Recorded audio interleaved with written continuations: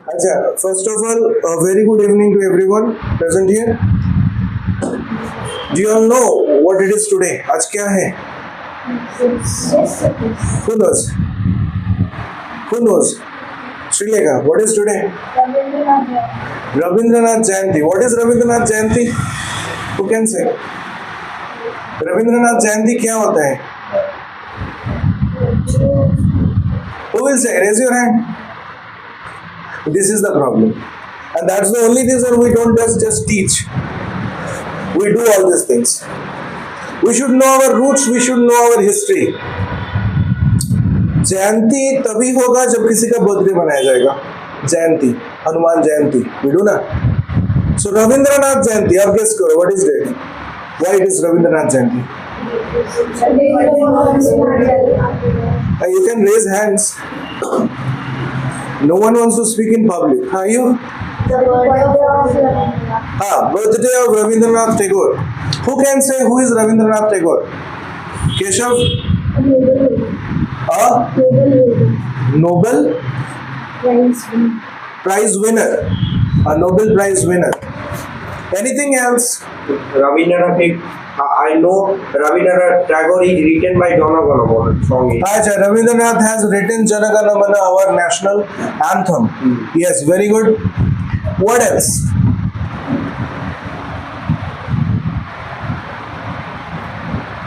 Okay.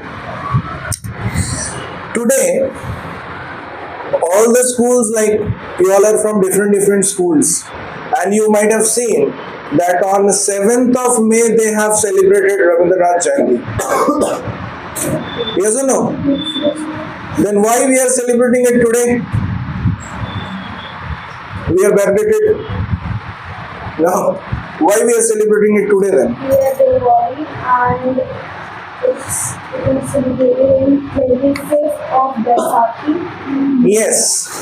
According to the you come here. You will listen properly and talk less. Just come here. So, according to the Bengali calendar, Rabindranath was born in 25th of the month of Baishakh. Okay?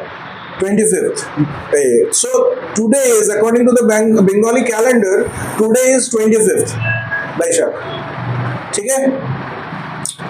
So, today we have gathered here. So, to all the respected teachers, students, see, Rabindranath Tagore, whenever we say Rabindranath Tagore, and not only Rabindranath Tagore, if I name any one from the past, Bhagat Singh, Subhash Chandra Bose, Premchand, anyone from the past, we only know very few things about them. Very few things. So today I will tell you who he was. Who is Rabindranath Tagore or Rabindranath Thakur? Thakur is the word, Britishers couldn't pronounce it, so they gave the word name Tagore. They cannot call Thakur. So today I want to talk to you about an extraordinary Indian, someone whose life and work continue to inspire millions across the world. Rabindranath Tagore. He wasn't just a poet. हम लोग बोलते हैं ना कि poet. He was a poet. He wasn't just a poet or a writer or a teacher. He was much more than that. He was a visionary, a thinker, an artist, and above all, a kind human being, and believed in the power of knowledge, creativity, and unity. Now, imagine a person. आप लोग जो books में पढ़ते होंगे रविंद्रनाथ के बारे में, आज मैं कुछ ऐसी चीजें आपको बोलूंगा जिससे आप उनको इमेजिन कर पाओगे और अच्छे से. Imagine of a person who was good not just on one thing but many things. He was all-rounder. Tagore was a fantastic poet. His words painted beautiful pictures. He was a wonderful storyteller whose tales still touch our hearts. He wrote plays that entertained and inspired. He even composed thousands of songs. Rabindra Sangeet. Any Bengali present here will know it better. Rabindra Sangeet, many of which are still sung today, and believe it or not, he was also a remarkable painter, creating over 2000 beautiful artworks in the later year of his life. Actually, at the age of 61, he started drawing. So, at the later time of his years of life, he started painting. And he truly was a person who used every form of expression to touch the souls. That's not all. Rabindranath Tagore is the only person in the world to have written national anthems of not only this country, he has written national anthem for two countries, Jan Gan Man for India and Amar Shonar Bangla for Bangladesh. How many of you knew this? Good. His words carry such emotion and power that they became the very voice of two nations. There's something to feel incredibly proud as Indian. So obviously, being an Indian, it's a proud that a Indian wrote two anthems, not for a single country, for two countries. Tagore's believed deeply in education, but not just the kind that happens within the four walls of a classroom. So in classroom, जैसे आप लोग classroom में पढ़ाई करते हो ना, Tagore was not in support of that type of classrooms. He loved nature actually. He dreamed of a learning environment where students were close to the nature, free to ask questions, encouraged to express themselves through music, art, and thought. The dream became a reality when he founded Santiniketan. How many of you know about Santiniketan? It's in Bolpur. Santiniketan, सबने visited. It's a beautiful place. Santiniketan, you have visited. How many of you have visited here? Okay, nice. So when he founded that Santiniketan, a school that later became Vishwabharati University, now it has become a university, he started the classroom under a single tree. Can you imagine? In open air, in open sky. It would have been really a great experience to learn and take classes there. His educational philosophy taught us that real learning is about nurturing not just the mind but also the heart and soul. His literary achievement, let me talk about the literature. The literary achievement he has.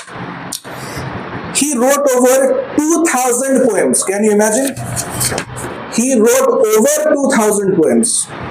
2,230 songs, countless short stories, novels, essays, and plays. While his primary language was Bangla, he translated many of his works into English to share the same with the world. So that the world understand what he has written in Bangla, he later on translated them into English. His collection of poems, Gitanjali. How many of you know about Gitanjali? Collection of poems, a book, Gitanjali? Yes. Won him the Nobel Prize for Literature in 1913. In 1913, Rabindranath Tagore got the Nobel Prize, making him the first non-European. Earlier, only European used to get Nobel Prize. He was the first non-European to get a Nobel Prize. And he received this of highest honor. Nextly, the moment wasn't just a personal victory, it was not a personal victory of Rabindranath Tagore, it was a moment of pride for the entire nation. When we say that Abdul Kalam, Dr. Abdul, these things, or we name any president, anyone who brought medals to our country, it is not the pride of that particular person, but for the whole country, what I feel. For the whole country. And if we say Tagore's poem, like Where the Mind is Without Fear, The Gardener, Stray Birds, and many other talk about. So they generally, these poems talk about freedom, beauty, love, and humanity. They continue to inspire people of all ages across the world. But even such a brilliant life was not free from sorrow. We think that Rabindranath Tagore has composed so many things and his life was very good. No, my dear children, his personal life was full of sorrow. Tagore experienced deep personal loss. His beloved wife, Mrinalini Devi, and several of his children, not one child, several of his children passed away at a very young age. That doesn't stop his pen. Nextly, despite this immense pen, he contributed to create, to teach, to write. His ability to transform personal grief into universal beauty. His personal grief he transformed into universal beauty. It is a testament to his inner strength and artistic spirit. He also stood tall for justice in 1919. You know, our country has struggled a lot to get the freedom. Yes or no? Yes. So, how many of you have heard about Jallianwala Bagh massacre? Senior students? Jallianwala Bagh. So, what happened in 1919? Tagore was given knighthood. It is an honor given by the British, knighthood. And he renounced it. He rejected it. He renounced his knighthood because of the Jallianwala Bagh massacre. And he did this as a mark of protest, showing the world that principles and dignity are greater than any award. Any award in this nature. If you are not getting respect, as an Indian, they don't treat you well, but they give you some big award. Reject it. This bold step inspired many Indians to fight for what was right and just. So from a young age, from a very young age, Tagore was curious and imaginative. It is said that he used to sit by the window and imagine clouds as characters in a story. He will sit by side of the window, he will see the clouds and imagine, oh, this cloud number one, he is Peter. He is Rakesh, he is Ram, and they are like in the story he could build stories there. He wrote his first poem at just 8 years old. When he was 8 years old, he wrote the first poem. So, this shows us that it's never too early to explore your creativity. If you want to do something in life, it's never too late. Do it. The moment you feel like I have to do this, do it. And his childhood wasn't spent in a strict classroom, but in an environment filled with books, music, and freedom. That helped him grow into the creative genius we know and we now admire. Tagore taught us that education isn't just about facts. कुछ facts learn कर रहे हो तुम लोग. That is not education. It's about understanding the world, respecting nature, connecting with people, and nurturing creativity. He believed in unity, not just as Indians, but as citizens of the world. Actually, Tagore never wanted boundaries. Tagore never wanted boundaries. He wanted that all the countries should unite. There will be no boundary, and we should exchange our thoughts, our knowledges, our culture. So he believed, as I said, in unity. He also said that we all are part of one big family. This entire universe is one family. So students, whenever you sing the national anthem from now on,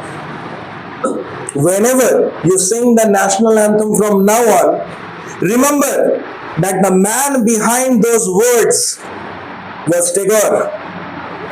Let Tagore's life remind you that you too can be creative, bold, thoughtful, and compassionate. If Tagore can, Even you can. And you can make a difference in the world. His life is a proof that the greatest achievement can come from deep thinking, hard work, and heart full of love and courage. Let us feel proud that we belong to a country that gave birth to Rabindranath Tagore, a soul so rich, so generous, and so brilliant. And let this legacy inspire each one of us to dream, to learn, to create, to stand up for what is right. I wish you all a very happy Rabindrajayanti. Thank you.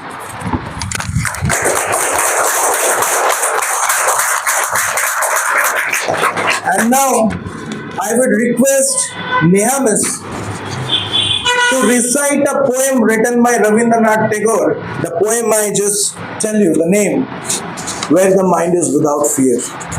So let us hear it. Thank you, sir. Before starting with the poem, I would really thank Neel sir, who really took a very good initiative to tell you about a legend who has made such a good contribution to our society. Many of the things I think you all don't know. Am I correct? Yes. But today you came to know about that. So it's a very good initiative to make the children aware of this. So we should be very thankful to sir. Say thank you, all of you. Thank you, sir. All the pleasure is mine. Okay. So the poem, one of his best collection, I'm here to recite with you, and I'll tell you about the moral of this poem also. With the mind is without fear by Rabindranath Tagore. Where the mind is without fear and the head is held high. Where knowledge is free, where the world has not been broken up into fragments by narrow domestic walls. Where words come out from the depth of truth, where tireless striving stretches its arms towards perfection, where the clear stream of reason has not lost its way into the dreary desert sand of dead habit, where the mind is led forward by thee into ever-widening thought and action, into that heaven of freedom, my Father, into that heaven of freedom, my Father, let my country awake. Each and every word of this poem depicts something. The poem, With the Mind is Without Fear, is a powerful prayer and a vision for an ideal nation. Its central moral lies in the importance of true freedom, not just political independence, but also the freedom of mind and spirit. The poem urges us to strive for a society. The poem is telling us that what type of a society he wanted actually. He wanted a society where people are fearless and have self-respect. They are free from oppression, compulsion, and any sense of inferiority. Knowledge is accessible to all. There are no barriers for that. Education is not restricted by any social barriers and encourages free thinking. Unity transcends division. The world is not fragmented by narrow prejudices based on caste, religion, or other superficial differences. Truthfulness prevails. People speak from the heart with honesty and integrity. We want that type of society. Effort leads to progress. Tireless striving towards perfection is valued and encouraged. Reason guides action. Logic and critical thinking are not lost in blind adherence to outdated custom and habits. Progress is continuous. Minds are open to new ideas and actions led by a higher purpose. So ultimately, children, what is the morale of the poem? Is a call for a holistic awakening of a nation and its people where inner and outer freedom combines to create a truly enlightened and progressive society. It emphasizes that true liberation comes from breaking free from mental shackles and embracing values that foster unity, truth, and progress. I hope you all have understood. Thank you so much. So, when a mind is without fear, always remember your dreams. जो सपने देखते हो वो किसी डर के वजह से छोड़ मत देना। कुछ बनना होगा ना लाइफ में, चैलेंजेस आएंगी, बहुत तरह की चैलेंजेस आएंगी। You have to conquer that fear. You have to win that fear of your mind. And you have to win every battle of your life. This is the way Rabindranath Tagore has lived. And his life lessons should make you all also live in that way. अगर सच्चाई के राह पे रहोगे ना तो कभी डरना नहीं पड़ेगा, कभी मत डरना कुछ अच्छा करने से, कभी मत डरना किसी अन्याय को रोकने से, कभी मत डरना किसी को एजुकेशन दिलाने से। Is it clear? Okay, so we end our small gathering and program here. I hope Rabindranath को आप लोगों ने आज एक नए सिरे से जाना, एक नई तरीके से जाना। Thank you.